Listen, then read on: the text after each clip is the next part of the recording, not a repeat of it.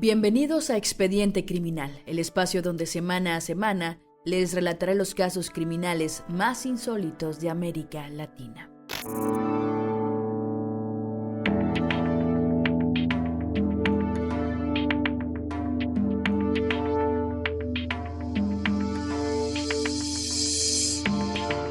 El incumplimiento del rol paterno es una situación con la que las mujeres debemos lidiar desde hace décadas. Ser maltratadas y llamadas mentirosas por hombres que no quieren aceptar las consecuencias de sus actos sigue siendo moneda corriente por más años que pasen. Y muchas veces estos maltratos no se quedan solo en la violencia simbólica, sino que terminan en actos aún más terribles. Corría el año 1987 en el pueblo de Venadillo, en la ciudad de Tolima, Colombia. Luz Marina Aguirre y Hermes Cuervo, a los 15 y 16 años de edad, se casaron y tuvieron un hijo. El primogénito recibió el nombre de John Andrés Cuervo. Sin embargo, el matrimonio no prosperó. Un año después ya se habían divorciado. Luz se quedó con el pequeño y se dio un inicio a las idas y vueltas de hogar que tendría John. El niño vivió con su madre hasta los 4 años de edad, cuando volvió a vivir con su padre y su nueva esposa Miriam. En 1992 nació Angie Tatiana Cuervo, la primera hija del segundo matrimonio de Hermes. Angie era una niña entusiasta, consentida y divertida. A pesar de llevarse 5 años con su medio hermano, siempre tuvieron una muy buena relación. Para ese momento, John ya era un niño estudioso que soñaba con convertirse en policía. En 1997 llegó otro bebé a la familia, Diana Cuervo. Este nacimiento parece haber cambiado el temperamento de John, que se volvió muy violento. Con 10 años, él mismo decidió volver a vivir con su madre, perdiendo el contacto con el resto de su familia. Si esto hubiese quedado así, probablemente hoy no estaríamos contando esta historia. 5 años después de su mudanza, John había cumplido los 18 años y se encontraba trabajando en una hacienda, realizando tareas de agricultura y cuidando fincas de sus vecinos.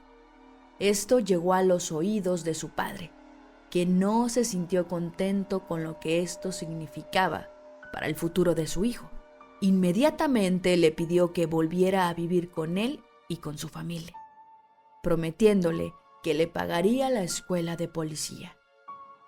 John accedió a volver a casa de Hermes y retomó vínculo con sus hermanas menores. Estableció una relación especialmente particular con Angie. Desde su regreso volvieron a llevarse muy bien, como cuando eran niños. Se volvieron muy cómplices.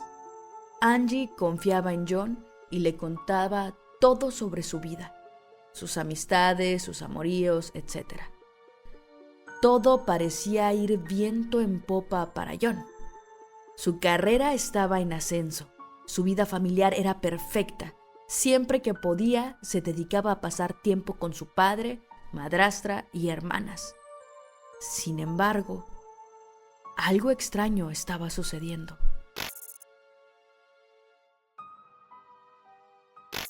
La relación entre Angie y John se había vuelto demasiado cercana, y los rumores no tardaron en aparecer. Muchas personas del pueblo donde vivían juraban haberlos visto saliendo a bailar juntos, estableciendo contacto de manera muy íntima, incluso dándose besos en la boca. Diana contó posteriormente que una noche, mientras ellas dormían en una cama y él dormía en otra, John habría intentado acostarse con ellas.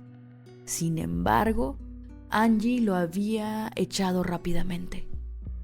A pesar de estos antecedentes, los rumores fueron callados cuando, al cumplir 16 años, Angie se puso de novia con Otoniel Hernández. Al llegar el año 2008, Angie dio la noticia de que se encontraba embarazada. Todo el pueblo creyó que el padre del bebé era su novio. Sin embargo, la realidad parecía ser otra. Angie le confesó durante el embarazo a su madre que John era el verdadero padre de su hijo. Miriam le contó esta terrible situación a su esposo, que reunió a sus hijos para escuchar las dos versiones. Angie se mantuvo firme con lo que le había contado a su madre, mientras que John negó completamente los dichos de su media hermana. Inclusive la acusó de querer arruinar su carrera de policía, de querer llamar la atención de Hermes y de intentar encubrir al verdadero padre del bebé. El padre decidió no tener preferencia por ninguno de sus hijos. Resolvió que cuando el bebé naciera le realizarían una prueba de ADN y ahí solucionarían la situación. En agosto de ese mismo año nació la hija de Angie y la nombró Daniela. John no asistió ni al parto ni al bautismo. Incluso llegó a planear viajar a Estados Unidos para hacer un curso de explosivos, ya que su puntaje como policía lo habilitaba.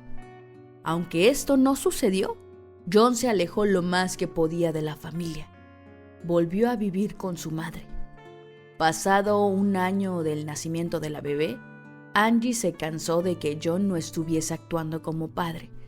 Decidió realizar una prueba de ADN para probar el parentesco y así poder demandarlo por abandono. Es entonces cuando John se volvió a poner en contacto con Angie. Así fue como pasó a ser la última persona que la vio con vida. El día 3 de agosto del 2009, John telefonó a Angie. Le dijo que quería conocer a la niña y hablar de cosas importantes con ella. La citó en un paraje cerca de Venadillo y le pidió que no le contara a nadie. La situación comenzaba a tornarse insegura. Por suerte, Angie le dijo a su madre que se iba a reunir con su hermano. Por lo menos alguien sabía a dónde se dirigía.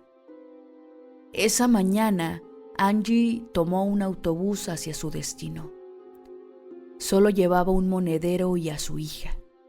En el bus se encontró a una amiga que la notó bastante nerviosa, además de que le pareció extraño que viajase tan lejos sin ninguna maleta. Su amiga le preguntó hacia dónde se dirigía y ella le comentó que estaba yendo a ver al papá de su hija. Ya en el Parque de los Venados, fue vista por un señor haciendo una llamada telefónica. Este mismo hombre vio cómo otro sujeto la recogía en moto, tan solo unos segundos después del llamado. Pasaron las horas y Angie jamás regresó. La madre, intuyendo que algo raro estaba sucediendo, le contó a su esposo a dónde había ido su hija realmente. El padre comenzó a sospechar de su hijo y lo llamó por teléfono. Sin embargo, no dejó entrever su preocupación. John negó saber del paradero de Angie y acotó que seguramente estaba de fiesta. Tanto Hermes como Miriam se quedaron intranquilos con esta respuesta, por lo cual fueron corriendo a hacer una denuncia por la desaparición de su hija y su nieta. Empapelaron todo Tolima con foto de ambas. Angie tardó 3 días en aparecer. El problema fue que no apareció con vida.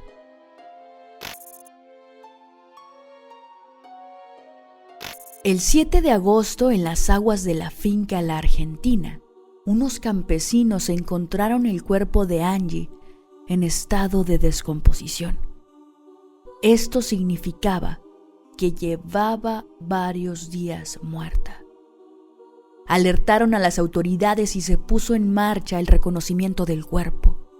Tuvo que realizarse mediante una fotografía, ya que el mismo se encontraba en estado putrefacto. La autopsia reveló que la causa de la muerte había sido asfixia por sumersión. Además, la joven se encontraba con contusiones por golpes en todo el cuerpo y la cara, que se habrían llevado a cabo mientras aún estaba viva.